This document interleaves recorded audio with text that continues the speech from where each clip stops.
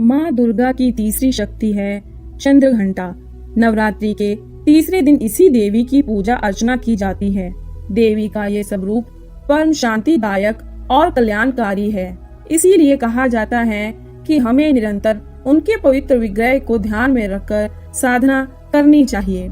उनका ध्यान हमारे अहलोक और परिलोक दोनों के लिए कल्याणकारी और सद्गति देने वाला है।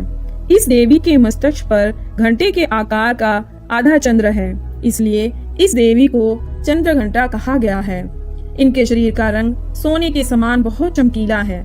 इस देवी के 10 हाथ हैं। वे खड्ग और अन्य शस्त्र अस्त्र से विभूषित है।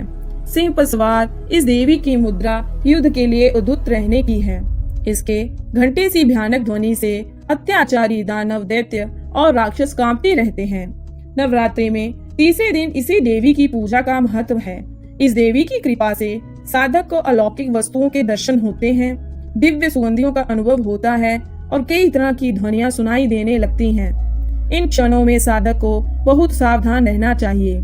इस देवी की आराधना से साधक में वीरता और निर्भयता के साथ ही सौम्यता और विनम्रता का विकास होता है।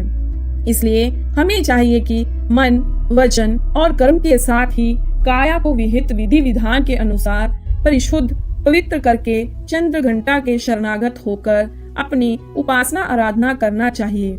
इससे सारे कष्टों से मुक्त होकर सहज ही परम पद के अधिकारी बन सकते हैं।